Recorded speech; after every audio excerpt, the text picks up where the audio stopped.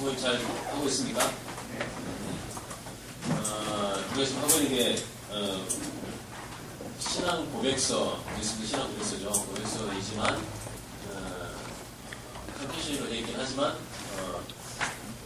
우리식의 노밋한 그런 내용들로 구성되어 있어요. 그렇죠? 좀 딱딱하고 좀 어려울 수 있습니다. 1940년부터 47년까지 만들어진, 그리고 완성 최종은 49년이라고 봐야 되겠죠. 그래서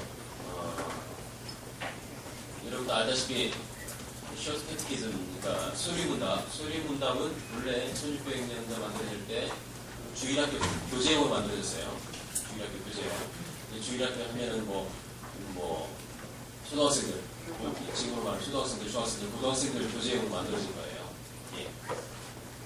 그리고 라저 캐티키즘은 이제 대의문답이죠. 대의문답이 어른들 교육하는 용으로 만들어진 거예요. 그리고 이제 신앙 고백서 같은 경우는 좀 더 압축된 직분자들을 위한 교재용으로 만들어졌다고 할까요? 훨씬 더 좀 이렇게 더 심화된, 더 다듬어진, 법으로 말하면 헌법적 개념이라고 할까? 요즘 하위법이 이제 민법, 상법, 형법 있죠, 그렇죠? 그런 법이 이제 소리문답 개념들 한다면 헌법 개념이 여기서도 신앙 고백서라고 볼 수가 있어요. 예. 근데 이제 워낙 요즘 시대가 교리 공부를 잘 나와요? 잘 나오죠? 교리 공부를 현 시대에 80년대, 90년대 초까지만 해도 그래도 교리 공부를 많이 했는데 지금 시대는 교리 공부를 잘 시키지 않는 편입니다. 왜? 딱딱하거든. 어렵거든. 그래서 성경 자체, 성경 말씀을 읽고 시원히 나누는 거, 이런 위주로 많이 성경 책들이 보면은 그런 위주로 많이 되고 있어요.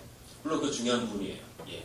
성경 말씀을 그대로 읽고 묵상하고 받은 은혜를 나누는 것도 참 중요하지만, 그러나 저번에도 말했던 것처럼 요즘 시대에 포도원을 허무는 여우처럼 활동하는 온갖 이단들, 헤레스라고 할까요? 이단들이 있어요. 이단들이 성경에 대한 어떤 교리적 체계가 잘 되어 있지 않는 일반 교회 성도들을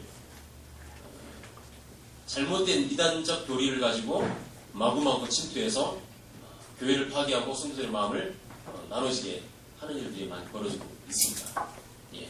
대학가가 더더욱 그렇죠. 대학가들을. 예. 그래서 이 교리 공부가 다시 몇 년 전부터 그 중요성이 인식되고 또 많은 교회에서 다시 그 교리 공부를 하고 있어요. 예. 그래서 우리 교단은 다른 교단에 비해서 교리 공부를 많이 시키는 편입니다. 이 SFC 운동들, 웨스민스 신앙고백서, 왜 이걸 신앙고백서를 하냐면 대의문답도 아니고 소리문답도 아니고 웨스민스 신앙고백서 하게 되냐면 우리의 SFC 강령에 첫 번째 나오는 신조가 크리드죠. 신조에 웨스민스 신앙고백서가 나온다 이거. 그 다음에 대의문답, 소리문답 나오긴 하죠. 제일 먼저 나온다 이거죠. 예. 그래서 웨스민스 신앙고백서 첫 번째 우리가 모임 때마다 그걸 외침에도 불구하고 정작 보는 친구도 있고 공부하는 친구도 있긴 하지만 많은 친구들이 이걸 모르는 상태에서 그냥 맹목적으로 외친다 이거죠. 예. 그러니까 이게 좀 뭔가 좀 모순이죠. 그래서 7년 전에 7년 더 됐지. 10년 전에 한번 웨스민스 신앙고백서 내가 그때는 간사가 아니었고 연수원에 있을 때 나한테 그 당시 현재 목사님이 간사였는데 나한테 의뢰를 했어요. 제가 웨스민스 신앙고백서를 그걸 가지고 교재를 만들어서 10년 전에 한번 교육을 했고, 그 다음에 또 한 5년 전인가 이제 그때는 내가 이제 간사가 됐죠. 그걸 다시 또 좀 약간 수정해가지고 여러분에게 교육을 했었어요. 예. 근데 그때는 좀 모임이 좀 어렵고 해서 잘 안 되었는데 지금 올해 상반기와 하반기에 여러분들이 그때에 비해서 훨씬 더 많이 모임을 갖고 또 알려고 몸부림을 치고 하는 것 같아서 참 고무적이고 감사하게 생각하고 있어요. 어렵더라도 에이 어려워 덮지 마시고 그냥 안 되면 이해 안 되면 안 되는 대로 읽어 나가세요. 자꾸 가랑비에 옷이 젖듯이 이 교리책에도 마찬가지입니다. 계속 묵상하고 계속 보면서 자신을 모르게 이 뼈가 영적인 뼈가 튼튼해지는 거예요. 그러니까 결코 포기하지 마세요. 끝까지. 알았죠? 네. 또 캠퍼스 모임 또 계속하면 이번에 동규상이 없으니까 알돌 수련회 때 대학생 때 하나 반년마다 하면 되겠네요. 알돌 수련회 때 또 우수 캠퍼스는 또 시상하는 그런 또 시간이 있을 거예요. 상 받으려고 캠퍼스 모임 하는 건 아니죠. 당연히 우리가 해야 될 일들이니까. 자, 오늘은 24가부터 29가까지 6개 과를 하겠습니다. 6개 과를 할 거예요. 여러분들 사정에 따라 뭐 2개씩 묶어서 할 수도 있고 할 텐데 가능하면 24가와 25가를 좀 이렇게 묶어서 하시고 28가와 29가를 좀 묶어서 하시면 도움이 될 것 같아요. 뭐 따로 해도 상관없어요. 하지만 여러분의 모임 총 그 모임 주간이 16주가 그 이제 학교 커리큘럼 총 16주죠. 그 가운데 여러분들이 뭐 중간고사, 기말고사 뺀다고 하면은 14주, 많이 모이면 14주, 뭐 중간고사, 기말고사 모이는 그런 캠퍼스는 16주까지 볼 수 있겠죠. 그런데 보통 18과까지 있을 거예요. 맞지?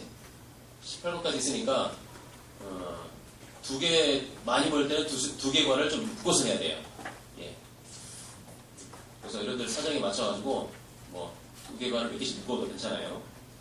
따로따로 해도 다 문제가 상관없어요. 자, 페이지 20페이지 과로는 제24가 유정자고 챕터로는 제23장 국과 유정자에 관하여 라는 부분이에요. 자, 저는 여기서 뭐 자세하게는 얘기 안 합니다. 필요한 부분들만 얘기하고 여러분들이 자세히 연구를 해서 캠퍼스에서 가르치기 바랍니다.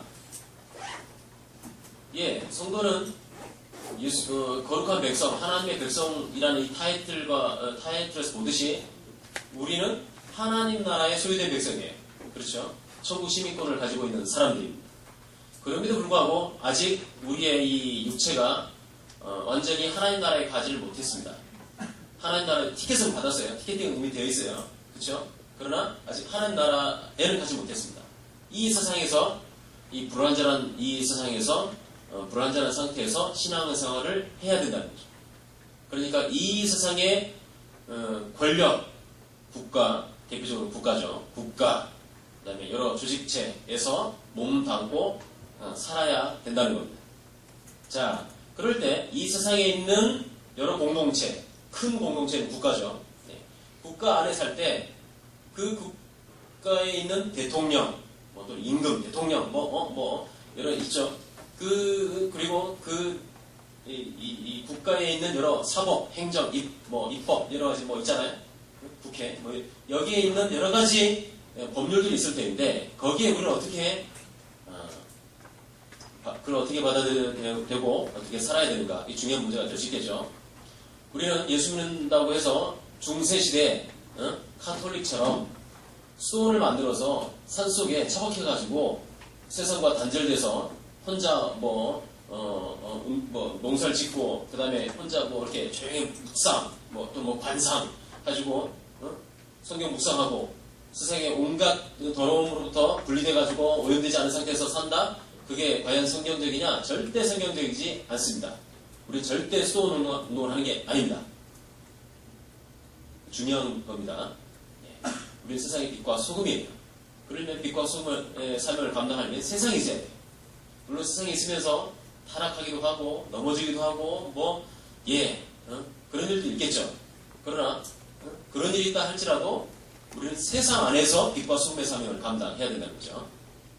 그러니까 이 세상의 여러 법칙과 조직과 여기에 영향을 받을 수밖에 없습니다. 그걸 어떻게 우리가 어떤 태도를 가져야 되는가?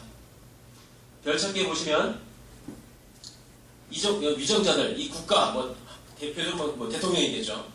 대통령, 대통령도 기관이에요, 기관.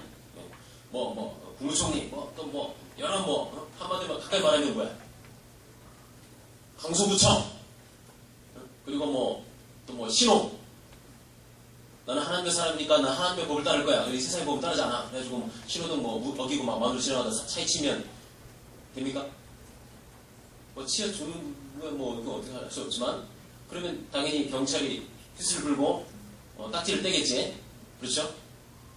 나는 하나님의 사람, 나는 하나님의 백성이고 하나님의 뜻을 따르기 때문에 난 당신의 뜻을 안 따르겠다 할 수 있습니까? 아닙니다. 그럴 수 없어요. 당연히 이 세상의 법을 따라야 되고 지켜야 됩니다. 그러니까 이 모든 나라, 대한민국도 마찬가지고 전 세계, 심지어 북한까지도 하나님의 섭리 가운데 권세를 허용하시는 거예요. 하나님께서 인정하시고 주셨다는 거죠. 그러니까 마땅히 그 권세 하에서 복종해야 된다. 이게 성경의 법칙입니다. 자, 여기 보면 이제 로마서 13장 1절 있죠? 13장 1절. 각 사람 위에 있는 권세들에게 굴복하라. 권세는 하나님께로 나지 않음이 없나니 모든 권세는 다 하나님의 정하신 바라. 모든 권세는 하나님께서 정하신 거라. 이 말입니다. 그러니까 그 권세에 복종해야 된다는 거죠. 자, 그리고 당연히 하나님께서 일반 은총으로서 그 나라를, 대한민국을 허락해 주셨기 때문에 그 대한민국 내에서 여러분들이 얼마든지 공무원으로 살 수 있겠죠? 그렇죠? 예. 9급시험, 7급시험, 5급시험은 또 여러 경찰관 시험을 통해가지고 국가 공무원으로서 사는 건 당연한 겁니다. 예. 그게 마땅히 거기에서 빛과 소금의 삶을 감당한다는 거죠. 예. 그리고 여기 보면, 제가 밑에 보면 올바르고 필요한 경우에는 부득불 전쟁을 하게 되는 것이 정당하다라고 되어 있어요. 중요한 부분입니다. 예. 어떤 크리스천 가운데는 전쟁은 하나님의 사랑의 법과 어긋나다. 전쟁은 어떠한 전쟁이라도 불법이다. 하면 안 된다. 라고 주장하는 그런 사람들도 있어요. 그러나 우리 개혁주의에서는 절대 그렇게 따르지 않습니다. 예, 전쟁 자체를 우리가 찬송하고 당연히 있어야 된다라고 말하는 게 아니에요. 전쟁은 악입니다. 예. 그러나 하나님은 그런 모든 악들도 당신의 뜻을 위해서 선함으로 사용하시는 거예요. 예. 그러니까 필요한 경우 전쟁도 할 수 있다는 거죠. 이런 부분들. 요한계시록 17장 14절. 이 성경, 우리 신앙생활 자체가 영적인 전투로 묘사되고 있어요. 그렇죠? 영적인 전투로. 그래서 어떤 아까 말했던 것처럼 평화만을 주장하는 그런 신학자들도 있는데, 그래도 다른 사람도 있는데, 그 사람들은 이 찬송가에 있는, 예를 들면 전쟁과 관련된, 전투와 관련된 찬송을 아예 부르지 않습니다. 예를 들면 388장인 거예요. 마귀들과 싸울지라고 그거잖아. 이것도 부르면 안 된다는 거예요. 화평을 노래하고 평화를 추구하는 그런 찬송만 불러야 된다고 생각하는 거죠. 메시지, 성경에 이제 전쟁과 관련된 메시지 전하는 것도 매일매일 그 사람들은 거부합니다. 예. 안 된다는 거예요. 우리 주님께서 모든 화평을 이루셨기 때문에 전쟁 자체는 아예 싸우는 것 자체는 안 된다고 말해요. 그건 극히 편협한 성경을 잘못 보고 있는 그런 사람들이라고 봅니다. 전쟁 자체는 분명히 그건 있어서는 안 됩니다. 위험합니다. 많은 사람들이 죽고 정말 비참을 초래합니다. 그러나 하나님의 구속 역사에 전쟁도 당신의 선한 구속 역사를 위해서 쓰신다는 사실을 우리가 기억을 해야 합니다. 자, 별잡기 국가 위정자들의 의무. 이 국가 공직자들, 그 공직자 가운데 신앙인도 있고 불신앙인도 있고 다른 종교를 가진 사람도 있겠죠. 누구든지 어떤 신앙이든지 불신자든지 다른 종교를 가진 사람들이 상관없이 국가 위정자라고 한다면 그들에게는 기본적으로 의무가 있다. 이 나라를 잘 통치하기 위해서 여러 가지 법을 집행하고 하는 거 당연히 해야 되겠죠. 그러나 그 가운데 신앙과 관련되어 있는 교회를 간섭한다든지 또 신앙의 법과 관련되어 있지 않는, 그러니까 이 사회 조직과 관련되어 있지 않는 신앙 자체에 대해서 간섭하고 방해하는 건 안 된다. 이미 선을 넘는다는 거죠. 또 아무리 이제 기독교라 해도 기독교에도 파가 있죠. 예를 들면 우리는 고려 교단이죠. 합동 이거 통합 있고 있을 거 아니에요. 그런데 위정자 가운데 그 사람이 만약에 감리교 출신이다. 자기 감리교에만 혜택을 주고 다른 합동이나 통합은 고려는 이렇게 멸시한다. 그건 신앙인의 양심으로 잘못된 거라는 거죠. 동일하게 돼야 됩니다. 심지어 뭐랄까 이단이라 할지라도 국가 위정자로서는 하나님께 주신 일반 운정의 이 법칙을 따라서 동일하게 혜택을 줘야 된다. 예. 이게 참 우리에게 중요한 것이사합니다. 예. 물론 이제 우리 신앙이 봤을 때는 믿는 사람이 대통령이 돼야 되고, 그렇죠. 그리고 아무래도 이제 불교나 다른 단체보다는 기독교에 이렇게 좀 혜택을 주기를 마음속으로 바라죠. 예. 바라는 건 바랄 수 있죠. 그러나 위정자는 일반 법칙을 따라서 동일하게 해야 된다는 거죠. 우리 예수님 신앙국에서 말하고 있는 부분이에요. 또 위정자들은 교회를 신앙생활을 자유롭게 할 수 있도록 지키고 보호할 의무가 기본적으로 있는 거죠. 자, 그럼 찾아보시면 되고, 별대기. 그러면 그리스도인의 국가 위정자에 대한 태도는 어떻게 되느냐? 그들 위정자를 존중해야 된다. 아까 로마서 13장 1절 말씀처럼 그들의 인격을 존중하고 그들에서 기도해야 된다. 여러분 가운데는 이제 정치적 성향이 다를 수 있어요. 여당적 성향이 있고, 야당적 성향이 있고, 보수적 성향이 있고, 진보적 성향이 있을 수 있어요. 그거 다 다를 수 있죠. 그러나 자신은 이제 여당적 성향인데 야당적 성향의 대통령이 됐다 라고 해도 그 대통령을 위해서 기독교인으로서 마땅히 해야 될 게 뭐냐? 기도하는 거예요. 그리고 하나님이 권세를 주셨다고 인정하는 거예요. 필요합니다. 마찬가지입니다. 자신은 야당적 성향을 가지고 있는데 여당적 성향의 대통령이 됐다? 똑같이 하나님이 세우신 위정자라는 사실을 기억하면서 기도하고 인격을 존중하고 따라야 된다는 거예요. 우리는 우리나라 자체가 너무 감정적 그런 성향이 있어서 그런지 몰라도 자기와 반대되는 자기와 다른 어떤 대통령이 나오면 무조건 박살을 내요. 그리고 나누질 하는 거죠. 그건 신앙인들에게는 그런 태도는 옳지 않다를 말해주고 있습니다. 자, 그리고 여기 보면은 교육자나 교회의 직무자들도 이런 일반의 어떤 국가의 법칙이라든지 법적 권위를 무시해서는 안 된다라는 말이 나와요. 여기 보면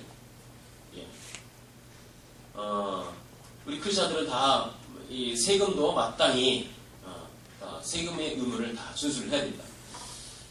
여기 이 내용을 보면은 성직자, 보통 일반적으로 성직자, 그 다음에 기독교로 본다면은 목사, 선교사, 선교사 좀 제외합시다. 다른 단어 있으니까. 목사에게도 기본적인 국가의 의무들이 있죠. 국방 의무라든지 또 뭐가 있어요?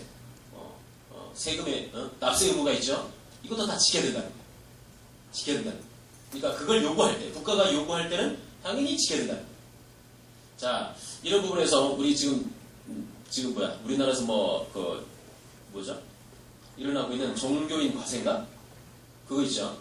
그런 부분들은 원칙적으로 국가가 만약에 하라고 하면은 해야 됩니다. 예. 그럼 마땅히 해야 됩니다. 그런데 약간 이제 관점이 다를 수 있죠. 우리나라가 제헌국회와 함께 1948년인가요? 나라가 세워질 때 그 당시에 이제 물론 이승만 대통령이 기독교인이었고 그 다음에 이제 일대 국회의장이 누구였지? 유진호인가? 물어본 내가 잘못한 거지? 있어요.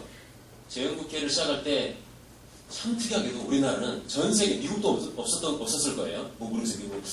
미국 워싱턴 그 정부가 성경을 놓고 생각했었지. 미국은 좀 다를 수 있겠네. 우리나라가 기독교 국가가 아님에도 불구하고 제헌국회에 처음 시작할 때 주기도문을 외우고 시작했어요. 참 특별한 나라예요. 기독교 국가가 아님에도 불구하고 제헌국회 1회 처음 할 때 주기도문을 외우고 했어요. 또 그리고 그 국회의원 대부분이 기독교인이었어. 신기하게. 그리고 그때 이제 법을 정할 때 종교인들, 불교도 마찬가지고 특별히 이제 기독교가 더 해당이 되겠죠. 과세를 면제를 했어요. 면제를 했어요. 지금까지, 그러니까 몇 년이에요? 50년부터 지금까지 한 63년? 마치 63년 이상을 그렇게 참 존중을 해준 거죠. 면제하고. 근데 요즘은 이제 그러니까 면제를 했기 때문에 거기에 대해서 뭐 스스로 자발적으로 낸다는 거야 뭐 어쩔 수 없겠지만 뭐 특히 우리가 뭐 내고 그럴 필요는 없었죠. 근데 요즘은 국가가 종교인들도 과세를 해야 된다는 어떤 공감대가 형성되고 있는 것 같아. 만약에 국가가 정한다면 저는 그래요. 모르겠어요. 다른 분도 보지만 저는 만약에 납부를 요구한다면 나는 납부할 거예요. 납부하라고 나와 있으니까. 그런데 뭐 국가가 뭐 지금까지 해왔던 관례대로 우리의 이제 전통적인 어떤 그런 종교인들을 존중하고 존경하는 의미로서 딱 면세를 했다.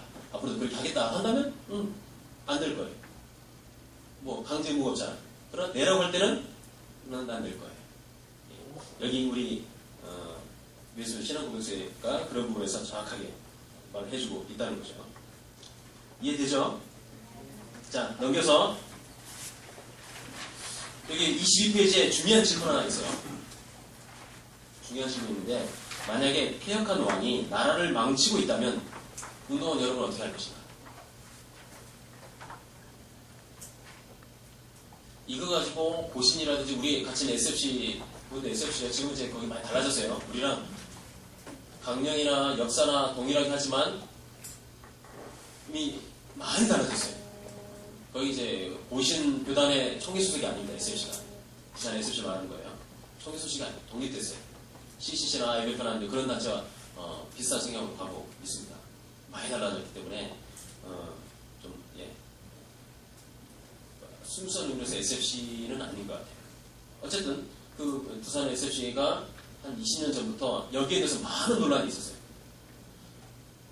로마서 아까 14장 1절 말씀했던 것처럼 위에 있는 권세에게 복종하라. 여기 이걸 우리는 상당히 소극적으로 해석해가지고 침묵하고 가만히 있는 걸로 했는데 20년 전부터 이제 이걸 적극적인 해석을 해가지고 그러니까 별 문제가 없이 잘 하고 있으면 해석했지만 뭐 정말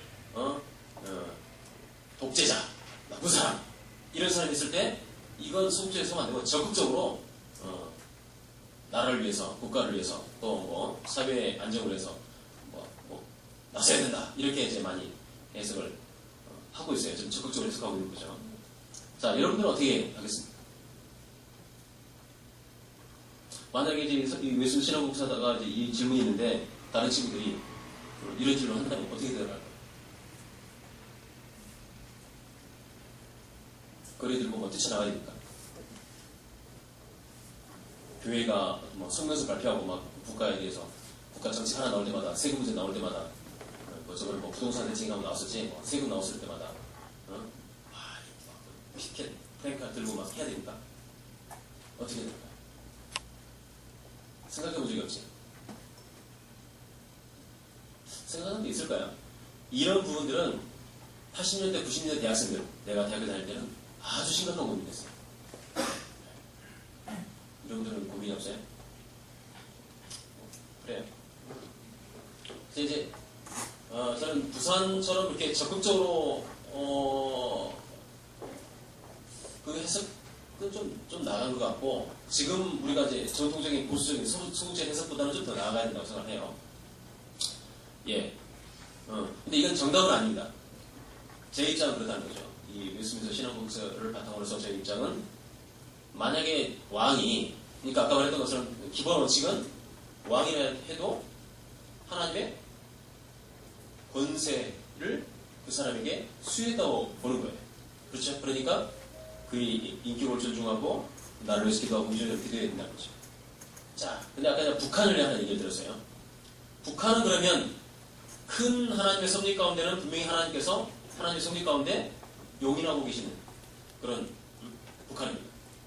그러면 김정일, 지금 김정은이지만 김정일, 김일성 정권을 하나님께서 인정하시고 복을 주시고 통통케 하시고 그들이 행하는 그 권세에 대해서 독재에 대해서 그 밑에 있는 북한 백성들의 고통당하고 뭐 죽임을 당하고 협박과 모든 거 당하는 거 그러면 용인하신 거냐? 그건 아니에요. 자, 이제 여기는 안 나오지만 칼빈의 기독교 강요를 읽어본 사람들이 있죠? 있나? 거기에 국가에 대해서 언급이 되어 있어요.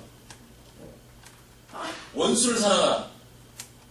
여기는 없는 건데, 이건 이제 여러분들 일부러 나눌 필요 없고, 혹 질문하실 분들이 이제 그래가지고 나누면 됩니다. 원수를 사랑하라. 이걸 가지고 실제로 크리스찬 가운데, 또 학자들 가운데, 많은 교회들이 북한의 원수, 김정일, 김일성, 김정은을 사랑해야 되지 않느냐. 왜? 보수단체가, 또는 교회가, 김정일을 없애려고 하고, 무너져야 된다고 악의 축이라고 그렇게 말하느냐. 옛날에 부시가 악의 축이라고 그랬었죠. 여기에 대해서 비판하는 그런 사람들도 많이 있었어요. 왜? 성경에 원수를 사랑하라 했기 때문에. 왜 사랑하지 않냐, 이거죠. 그럼 어떻게 생각해요? 김정일 원수이기지만 사랑을 했으니까 사랑해야 됩니까? 이 원수의 개념이 다른 거예요. 칼빈의 기독교 강요, 그리고 이제 웨스트민스터도 이제 그런 영향 같이 이제 개혁주의 신학이라고 볼 수 있어요. 원수에 대한 개념이 두 가지로 나눠야 됩니다. 개인에게 있어서 원수를 말하는 거예요. 사랑하라, 원수를 사랑하라는 말은 개인에게 있어서 원수를 말해요. 개인에게 있어서 원수를 말해요. 나를 해코지하고 나를 죽이려고 하고 나에게 하고 하는 개인에게 있어서 원수를, 걔가 나를 아무리 미워하고 나를 죽이려고 해도 나도 똑같이 그를 미워하고 그에게 복수하려고 하면 안 되고, 사랑하고 그를 기도하고 그를 바로 길로 인도해야 된다는 그런 취지예요. 성경에서 말하는 원수를 사랑하는 것은. 그러나 북한의 김정일 정권, 김일성 정권, 지금 김정은이죠. 김정은 정권은 뭐냐? 그건 하나님의 공적인 대적이에요. 그건 개인 대 개인의 원수가 아니고, 그건 성경의 구약에 나와 있는, 예를 들면 아말렉, 아모리, 미디안, 온갖 이방 족속들이 나오잖아요. 그런 대표성, 그 대표, 거기는 하나님과의 공적이에요. 그런데 미디안 족속 가운데 또는 모압 족속 가운데 개인은 그건 원수가 아니에요. 모압 족속 여인 가운데 누가 있어요? 예수님의 조상 가운데 누가 있습니까? 룻기에 룻 있잖아요. 안 그래? 룻이 있잖아. 그럼 만약에 그 원수로 공적인 대접을 한다면 룻도 죽여야 되는 거 아니야? 아니에요. 원수를 두 가지 나눠요. 개인 대 개인의, 즉 사람 대 사람에게서는 원수가 없어요. 다 우리가 사랑해야 되고 용서해야 되고 그를 기도해야 됩니다. 그러나 공적이 있어요. 공적. 하나님의 대접입니다. 그 하나님의 대접은 당연히 하나님의 백성들도 대적해야 되고 물리쳐야 되고 망하라고 기도해야 돼요. 그러니까 북한 정권을 위해서는 망하라고 기도해야 돼요. 김일성, 김정은, 김정일, 김정은은 그 나라는, 그러니까 김일성, 김일성은 아까 대통령 말했던 것처럼 대통령은 개인 사람이 아니라 기관이에요. 국가 기관이라 이 말이에요. 김정은도 마찬가지입니다. 개인이 아니고 국가 기관인 거예요. 그러니까 당연히 공적이고 하나의 대적이기 때문에 우리가 망하도록 위해서 기도해야 됩니다. 단 북한 사람들, 북한 백성들은 우리가 정말 눈물로 기도해야 되고 그들을 위해서 정말 사랑을 베풀어야 될 대상들이라는 거죠. 마찬가지예요. 만약에 폐역한 나라, 여기 어떤 왕이 나를 정말 우리가 민주국가인데 민주주의 기본 질서를 근간을 흔들려는 그런 왕이다. 그러면 우리 여러분들이 정말 당연히 이 나라의 일반 백성으로서 분연이 일어나서 여러분의 발언을 해야 돼요. 민주주의 국가 근간 질서를 흔들려고 하는 그런 왕이 나타났다. 그래 교회 그럴 때 이제 교회도 당연히 일어나야 되죠. 교회를 박해하고 신앙인을 핍박하고 하는 그런 법을 만들고 그걸 가지고 합법적으로 교회를 박해하려고 한다. 신앙을 박해하려고 한다. 그러면 교회를 들고 일어나죠. 왜? 신앙 문제니까. 알겠습니까? 근데 신앙 문제가 아니고 이렇게 재정 문제 또는 사회복지 문제 이런 부수적인 걸로 교회가 일어나야 돼요. 나를 위해서 기도해야 되고, 물론 개인 운동원들은 다 개인 정체성에 따라서 얼마든지 말할 수 있어요. 그러나 교회라는 이름으로 하면 안 되네. 교회라는 이름으로. 자, 너무 시간이 많이 갔네. 24장 결혼과 이혼. 결혼하면 되고 이혼하면 됩니다. 이렇게 말하면 안 되고, 이러면 안 되고. 우리 하나님께서 인간에게 주신 놀라운 축복의 제도 두 가지가 있어요. 하나는 결혼이고 하나는 노동입니다. 둘 다 창세기 2장과 관련돼서 나타납니다. 예. 1장에도 있고 노동하는 거 신성한 거예요. 여러분 뭐 나중에 쓰레기 치우는 청소부가 된다 해도 보케이션, 소명, 하나님께서 나에게 주신 기가 귀한 직업이라는 사실 인식을 해야 돼요. 열심히 거기서 수련해서 일하는 거예요. 그걸 통해서 하나님의 영광을 드러내고 빛과 소명성을 감당하는 거예요. 예. 노동 중요한 겁니다. 노동 안 하려고 하고 그런 의미에서 그냥 이렇게 부동산 물려받아가지고 땅 사가지고 그걸로 이렇게 세주고 이렇게 그냥 이렇게 이렇게 그냥 거저 먹고 산다. 그게 성경적이지는 않은 것 같아요. 그런 거 그렇게 볼 수 있어요. 하지만 그건 그들하고 자신이 자기의 직업을 가지고 열심히 일하는 거 그게 더 합당한 성경적 노동관이 아닌가 그런 생각을 해봐요. 예. 또 하나의 축복의 제도는 결혼이죠. 아까 말했던 것처럼 결혼. 예. 하나님 세우신 축복의 제도입니다. 예, 결혼하세요. 예. 근데 중요한 건 이 결혼이 자손의 계승, 자손의 이렇게 번영 이런 것뿐만 아니라 더 중요한 게 있어요. 결혼은 노동보다 더 중요한 결혼의 중대한 의미에 갖고 있는 게 뭐냐? 하나님의 구속사 완성에 귀하게 쓰이는 도구라는 거예요. 쓰이는 도구. 하나님의 택한 백성, 주님이 재림하시는 그날까지 하나님의 택한 백성을 완전히 불러 모으는 것. 이게 바로 이 구속운동 아닙니까? 복음운동 아닙니까? 교회운동 아닙니까? 그렇죠? 그러니까 결혼을 통해서 경건한 자손을 출산하고 키우고 양육하고 신앙에서 하게 하는 것은 바로 구속 역사에 중요한 역할을 한다는 거죠. 자, 결혼제도 한 남자와 한 여자가 결혼하는 거죠. 네. 또 이 결혼의 목적이 있어요. 이 보면 별찾기에 보면 두 번째 패러그래프에 결혼은 남자가 여자와 서로 돕기하거다. 헬퍼. 서로 돕는 거라 했죠. 그 다음에 합법적인 후손을 통한 인류의 건설이라는 거죠. 자손을 낳아서 기르는 거. 축복이라는 거예요. 세 번째, 그런 자손을 낳는 것뿐만 아니라 경건한 자손을 통한 교회의 증가입니다. 이 물리적인 교회를 말하는 게 아니에요. 구원받은 개인이 교회입니다. 보이는 어떤 이런 외적인 예배당, 교회당을 말하는 게 아닙니다. 개인이 구원받는 개인이 교회예요. 세 번째가 교회 증가라는 거죠. 네 번째가 뭐냐? 이 결혼을 통해서 부정과 문란을 막는 거죠. 부정과 문란. 물론 결혼하고도 얼마든지 부정하고 문란을 입힐 수 있어요. 예. 근데 그걸 그렇게 할 수도 있다 인정하는 게 아니라 결혼이 오히려 그걸 더 많이 막아준다는 거예요. 자. 그 다음에 결혼은 오직 주 안에서만 결혼해야 된다. 예. 이걸 쭉 읽어보세요. 결혼을 해도 혈연관계나 친척, 가까운, 친척, 이 결혼은 안 된다는 거죠. 예. 성경에 금지하고 있어요. 예.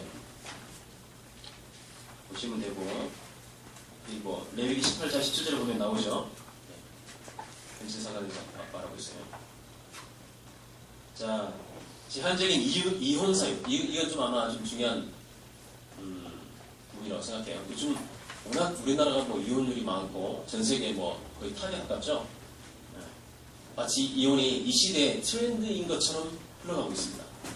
네. 그러나 성경은 아주 여기에 대해서 명확하게 언급하고 있습니다. 자, 이게 보면 지금은 약혼 거의 안 하지. 약혼하는 사람도 있나? 거의 약혼 안 하지.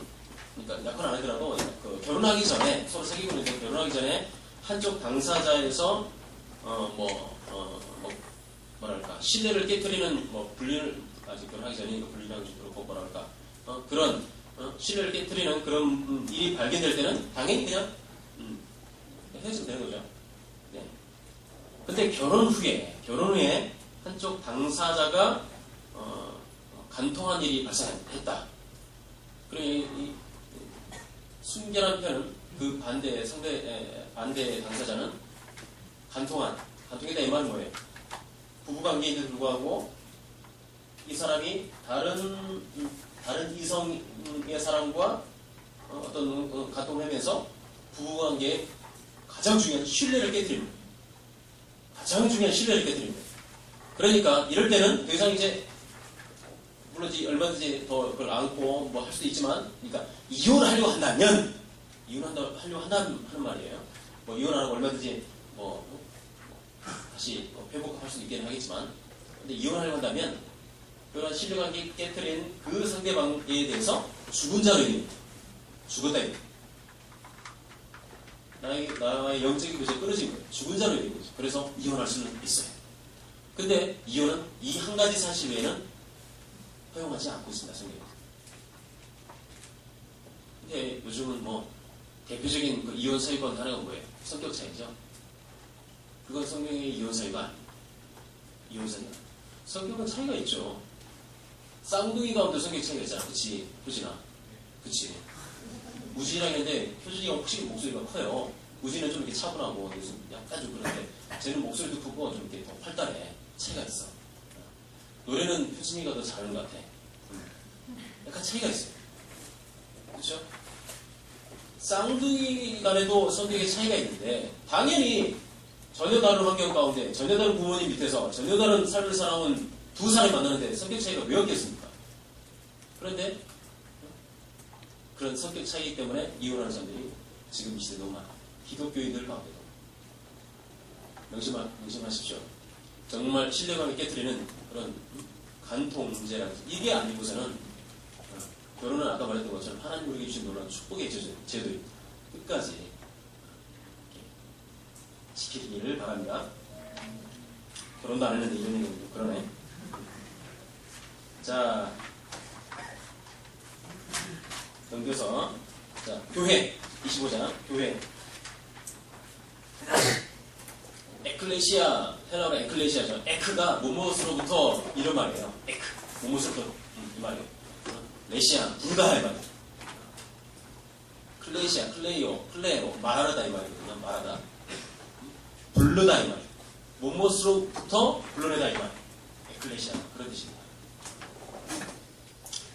하나님의 백성이 안 됐어요. 세상에 사탄의 종로로 타던 사람들, 세상에 있던 사람들을 그 가운데 세상의 종로로 하고 있던 그 사람들을 예수께서 십자가 피로 말미암아 그 사람을 잡아서 불러낸다 이 말이에요. 하나님의 자리로, 백성의 자리로, 하나님의 통치를 받는 자리로 불러낸다 이 말이에요. 세상으로부터 빼냄을 받은 자라는 뜻이에요. 그게 에클레시아고 교회란 말이에요. 물론 한자로 교회는 그냥 이게 사길교자의 맞아. 교회가 사길교자의 모임 회자지, 그렇죠? 모여서 사귀고 하는 건데 참 번역이 좀 그래요. 틀린 번역은 아니지만 좀 약하죠. 근데 헬라어나 무슨 영어나 church가 어울이 어떻게 되냐? 그냥 church냐? 혹시 아는 사람 있나? 잘 모르겠어. 그것도 라틴어에서 나온 건가? 잘 모르겠네. 생각을 못해봤네. 어쨌든 에클레시아라는 말은 아까 말했던 것처럼 의미 자체가 원래 하나님 백성이 아니고 세상에 사탄의 종노릇 하는 사람인데 거기에서 딱 찝어가지고 빼냈다 이거. 더 이상 사탄의 지배를 받지 아니하고 누구의 지배를 받아요? 예수 그리스도. 하나님의 지배를 받는 사람. 그게 원래 교회예요. 에클레시아입니다. 그러니까 여러분들 지금 세상부터 빼냄을 받아서 하나님의 통치와 지배를 받고 하나님의 영향하에 있는 하나님의 사람들이라는 뜻이에요. 그게 바로 교회입니다. 그런데 이 교회는 여러 가지 유형교회, 무형교회, 유기적 교회, 조직교회 또 있어요. 여러 가지 있는데 우리가 살고 있는 이 교회는, 우리가 몸담고 있는 이 교회는 전투적 교회, 이 세상에 있는 교회는 전투적 교회. 싸워야 됩니다. 교회라는 속성이 싸우는 거예요. 싸우지 않는 교회는 없어요. 근데 이 정신 나간 사람들이 싸우는 거, 전투하는 거, 전쟁하는 거, 성경에서 없애야 되고, 찬송가도 없애야 된다고 하는 건 정말, 그러면서 우리랑 싸우려고 해요. 정신 나간 거죠. 전투하는 게. 그 다음에 여기 설명 보면, 유기체 교회, 여러 가지 있는데, 보시면 되고, 한마디로 교회는 하나님이 자기 피로 사신 곳입니다. 여러분 가슴속에는 육안으로 안 보이지만 영적인 눈으로 보이는 예수 그리스도의 놀라운 십자가의 빨간 피가 발라져 있습니다. 하나님이 자기 피로 사신 교회. 나도 교회고 여러분도 교회입니다. 다 구원받았다 한다면. 여러분과 구원받지 않은 사람이 만약에 있다고 한다면 그 사람은 피가 발라지지 않겠죠. 교회가 아닙니다. 그냥 모여있을 뿐이죠. 여기 있을 뿐이죠. 정말 예수님을 나의 구주로 고백하고 한다면 여러분들이 다 개인 교회이고 거기에 십자가의 빨간피가 발라진 이건 사탄이 결코 지울 수도 없고 덮을 수 없어요. 확실한 주님의 구원의 인침을 받은 자들이 저와 여러분들. 자, 보편적 교회, 유형적 교회. 자, 보편적 교회, 유형적 교회 설명을 보십시오. 읽어보시면 될 것 같아요. 예.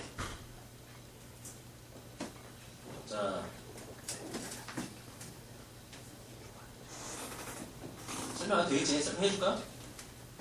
어려운 부분이지. 보편교회, 유형교회 좀 어렵지? 유형교회라고 해서 눈에 보이는 걸 말하는 게 아니에요. 눈에 보이는 이건 그냥 교회당이야. 그 장로 있고 집사 있고 이렇게 조직되어 있는 그건 그냥 이렇게 그건 하나의 그냥 이 세상의 건물로서의 있는 거지. 유형교회란 말 그게 아니고 보편적인 의미를 갖대요. 지금 이 시대에 그러니까 뭐랄까 이 서울에 서울교회 이 말 유형교회란 말. 자, 서울에는 병양교회만 있나요? 충신교회도 있죠. 또 어디 있을까? 은혜교회 있죠. 여기 말이네. 서문학교회 있죠. 서문학 저기도가? 대한민국을 하자. 대한민국 교회. 대한민국 하면 서문학교도 있지. 명문교회 있나? 괜히 말해가지고 저기 말이야. 저기 천주교회 있지. 일신교회 있고. 미안하다. 모든 교회 다. 그게 유형교회. 예수님을 구주로 영접한 가슴에 뜨거운 십자가의 사랑을 간직하고 있는 자들이 있는 곳. 그게 바로 유형교회. 현 시대, 동일한 시대. 서문학교회, 경양교회, 은혜교회, 중신교회, 전직교회, 또 일신교회, 네. 거기가 유형교회.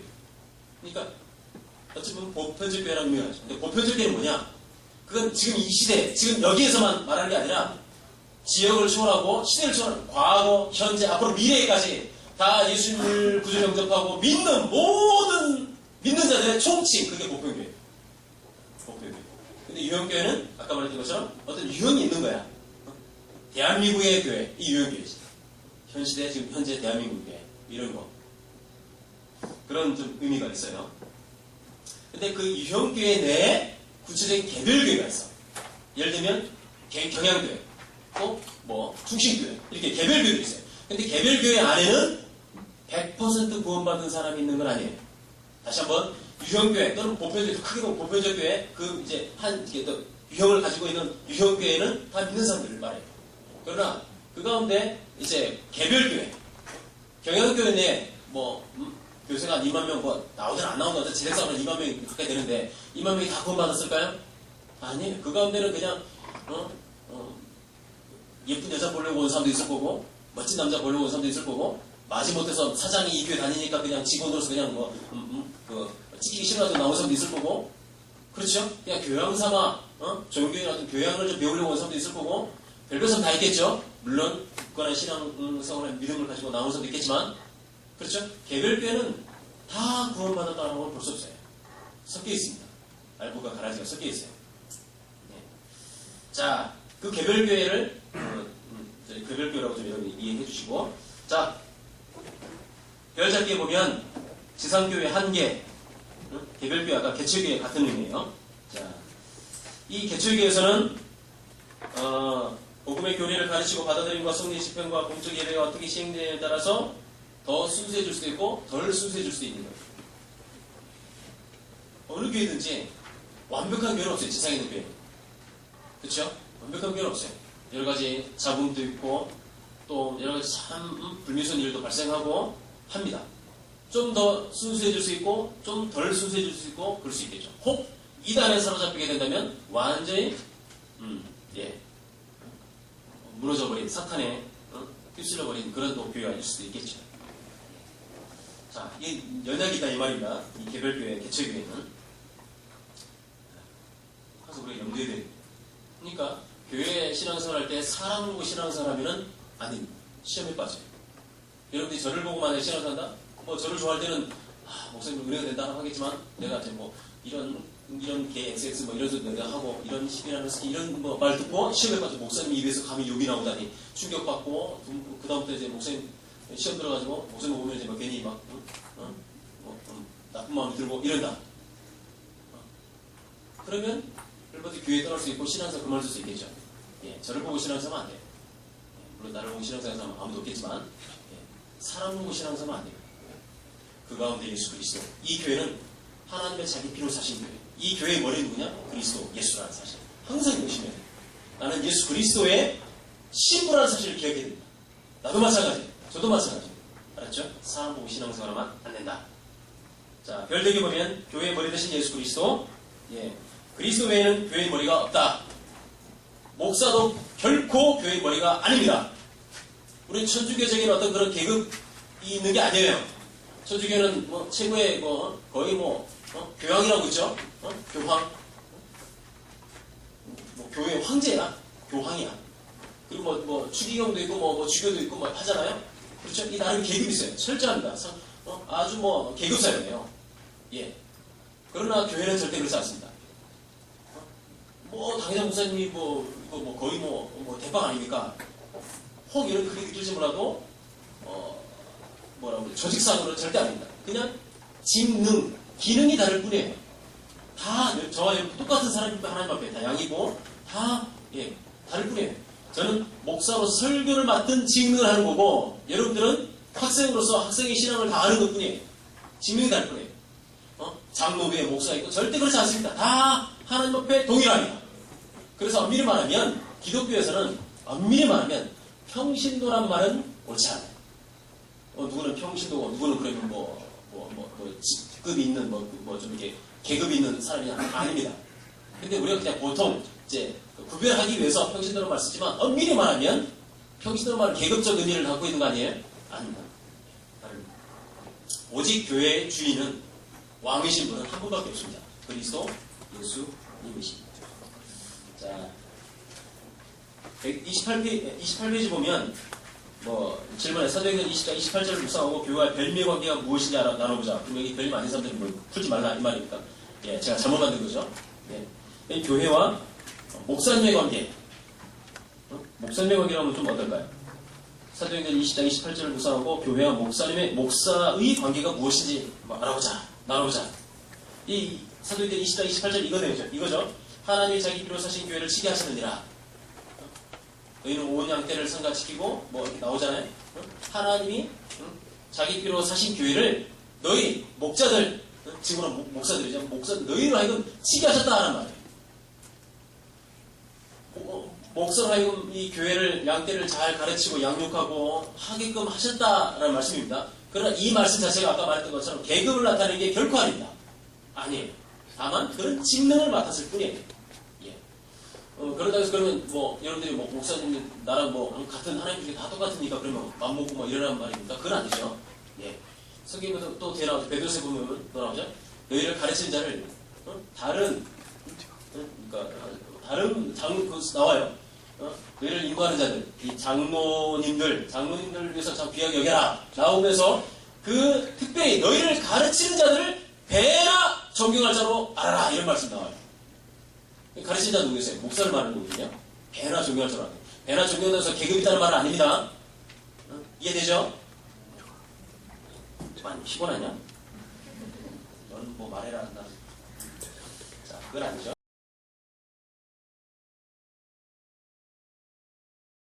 그 순간에 성령의 역사신다. 성령의 역사로 나타나 말미암아 나타나는 것이고 또 성령의 행하라.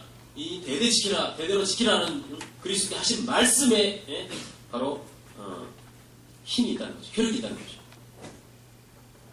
자, 그리고 이 성령, 세례와 성찬은 누가 하는 거냐? 아무나 하는 거냐? 합법적으로 인정받은 안수받은 목사로 하여금 하게끔 되어 있다는 겁니다. 예.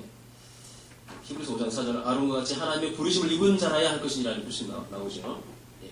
보시면 되고 별되기 본질적으로 동일한 구약과 신약의 성례. 자, 아까 성례, 세례.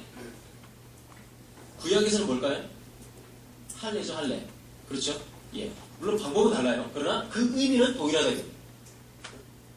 여러분 세례가 뭡니까?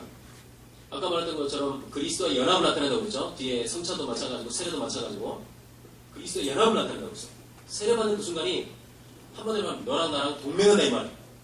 예수님과 내가 동맹한다 이 말이에요. 연합한다는 거예요. 연합한다는 거예요. 구약의 할례도 마찬가지예요. 할례를 받는 그 순간에 누구만 받아요? 누구만 받죠? 할례는? 유대인만 받죠. 그렇죠? 유대인만 받아요. 남자 받으면 여자를 그러면 뭐 백성이 아닙니까? 아니에요. 남자가 받으면 대표성이기 때문에 그 가족 전체가 다 같이 받는 건 마찬가지입니다. 그러니까 구약의 할례는 구별시키는 거예요. 즉 다른 할례 받지 못한 다른 이방인과 구별된다 이 말이에요.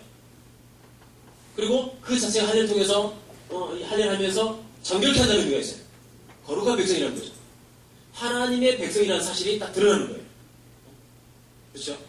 마찬가지, 세례도 마찬가지. 세례 받는 그 순간에 더 이상 세례 받는 나는 사탄의 소유가 아니고 하나님의 소유다. 하나님만 섬긴다. 하나님만 고백한다. 하나님과 함께한다. 하나님의 집에서 함께 산다. 하나님의 집이 교회죠. 그런 의미를 담고 있는 거죠.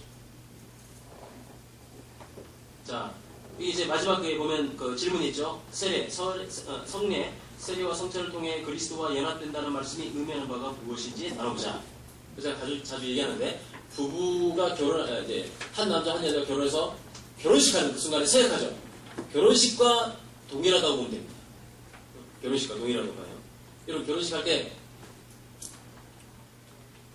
결혼 안 해봐가지고 뭐 모르겠지만 알겠죠. 다 뭐 친척들이 또 결혼할 때 서로의 부부라는 사실을 표시하죠. 뭘로 표시할까요? 그렇지, 어떻게 알아? 해봤어, 그러면? 우리가 남자친구, 여자친구 이렇게 서로 사귀려고 할 때도, 커플링이라고 하나? 커플링을 하잖아. 그게 뭐야? 우리가 서로 뭐 사귄다는 걸 나타내잖아. 그쵸? 커플링, 글쎄, 그거 잘 모르겠네. 커플링 하면서도 불구하고 서로 전혀 다른 반지를 끼고 있는 그런 것도 있나? 그런 경우는 없겠지. 똑같은 거 하겠지. 그 똑같은 걸 서로 하고 있다. 그거 뭐예요? 우리 둘은 사귄다는 걸 나타내잖아요. 다른 사람과 구별된 걸 보여주잖아요. 또 둘이 이렇게 사귄다는 걸 하나라는 걸 딱 보여주잖아요. 마찬가지예요. 부부가 결혼할 때 남녀가 결혼할 때 반지를 교환하는 건 뭐냐? 서로가 하나라는 사실을 인식하는 거죠. 서약하죠. 신랑 김대희 군은 신랑 박선희 양을 이렇게 사랑하거든요. 제가 너무 그때 크게 아멘해가지고 마이크가 순간 나가가지고 너무 해가지고 몰라 나 정신이 없어 막 얼마나 크게 했는지 순간 마이크가 나가가지고 뒷사람 웃었다고 그러더라고. 무슨 일이 어쩐지 모르겠어. 그새 내 아내겠지.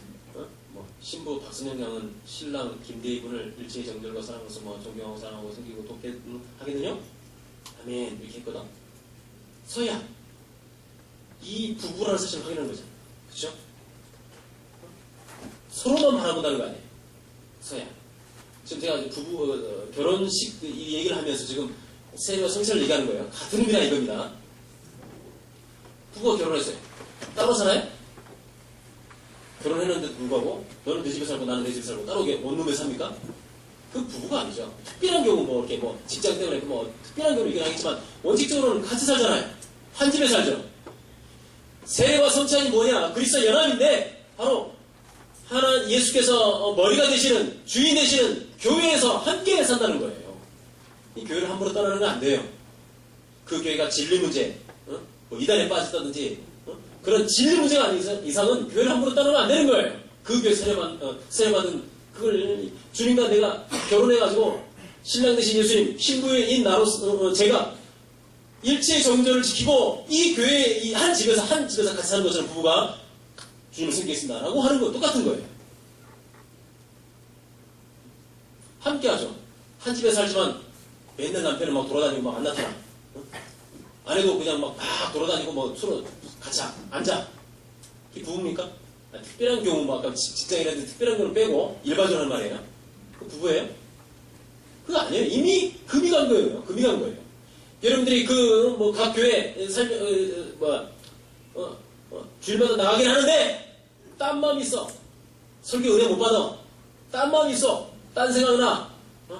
그 교회 열심히 가는데 다른 교회 맨날 그 동영상이나 보고 있어. 다른 교회 뭐 예배 은혜 받고 있어. 벌써 마음 떠난 거죠. 안 된다 이거. 세례와 성찬을 말하는 거예요. 같은 의미라 이겁니다 지금. 여러분 부부 결혼하고 한 집에 살고 같이 살고 있어요. 이건 배타적인 관계예요. 둘만 있는 거예요. 그 집에 갑자기 갑자기 문 열고 나 이 집에 같이 살게 하고 막 결혼하지 않는 다른 사람하고 잡니까? 남자가? 어디 대해서 나 이 집에 잘래 하고 자고리에 같이 끼고 들어오나요? 절대 안 되죠. 배타적입니다. 거기 끼어들 수가 없어요. 이게 바로 세례와 성찬의 의미라 이겁니다.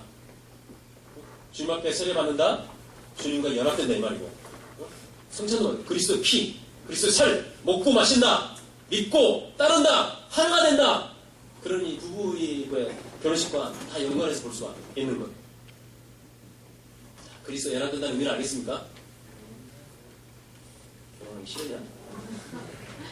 자, 여기 34페이지에 보면 구약의 할례는 신약의 세로 연결된다. 그렇다면 구약에서 유월절의 어린 양의 피는 신약의 무엇과 연결되며 신약에서 이를 기념하는 성례가 무엇인가? 성찬이겠지. 어린 양의 피를 흘리고 발려지잖아. 유월절 어린 양의 피가 문설주와 즉 인방과 물설주에 바르게 되면서 그 안에 있던 유대인들에게는 해코지를 안 당하는 거죠. 죽임을 안 당하죠. 죽음이 없었죠. 죽음의 사자가 덮지 않았죠.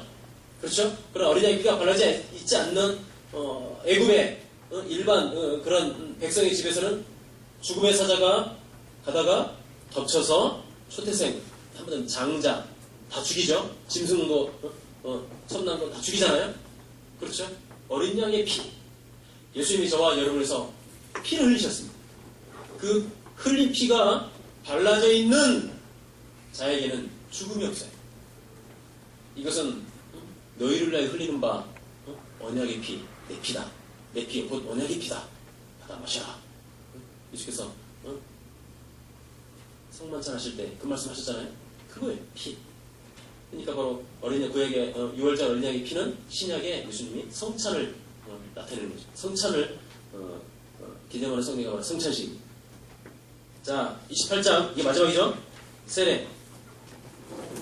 세례 침례 이런데 구약적 개념은 침례입니다. 그러나 성경에서 다 침례하는 건 아니었어요. 왜? 물이 귀하기 때문에 광야에서 침례할 때, 광야에서 세례 줄 때 있어요. 그럼 물이 없는데 어떻게 땅에 묻어?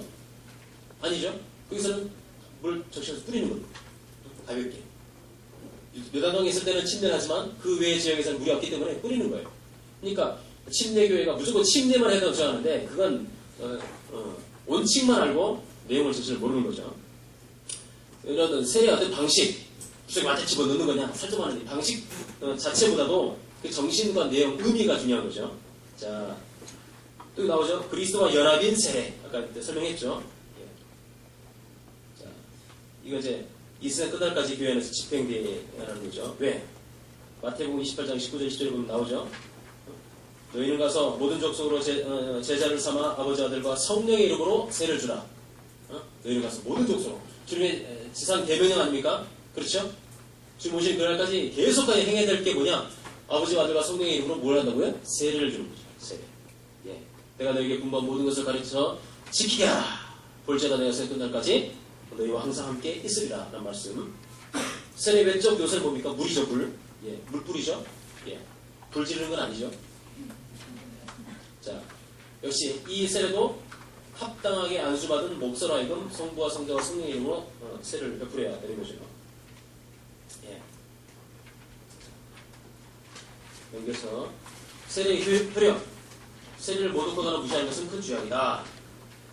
그러나 세례를 받지 않았다고 해서 그 사람이 중생한 사람이 아니라든지 또 세례를 받은 사람은 모두 중생했다라고 말할 수는 없죠. 여기서 말하는 세례는 물세를 말하는 거예요. 성령세를 말하는 게 아니고 아까 목사로 하여금 주는 세례, 이 물세례죠. 그렇죠? 그러나 얼마든지 물세례를 받으면서도 받긴 받았지만 구원받지 못한 사람, 예수를 안 믿는 사람도 있을 수 있어요. 군대에서 그냥 집단적으로 막 20명, 30명 물세례 주잖아. 그렇죠? 초코파이 하나 얻어보러 왔다가 얼떨결에 물세례 받고 오는 사람들이 많잖아. 물론 그런 기회를 통해서 예수 믿는 사람도 있긴 하지만 그냥 초코파이 하나 홀려가지고 가는 사람도 많거든. 그러니까 세례 자체는 또 무조건 구원받는 거냐? 그건 아니야. 예. 그렇죠? 그러니까 세례 안 받았다 해서 무조건 구원 못 받다? 그건 아니에요. 이렇게 공적인 외적인 물세례는 안 받다 해도 예수님을 구주로 영접한 사람은 이미 성령세를 받은 거예요. 알았죠? 구원은 성령세를 받은 사람이 받는 겁니다. 그렇죠? 이해되죠? 자, 세례는 누구나 다 한 번만 베풀 것이다. 군대에서 세례 얼떨결에 받아가지고 이렇게 세례를 받았는데 다시 여기 와가지고 여기서 진짜 신앙생활 하는 친구도 있어요. 그래서 여기서 다시 세례를 받겠다 이렇게 말하는 사람도 있어요. 예.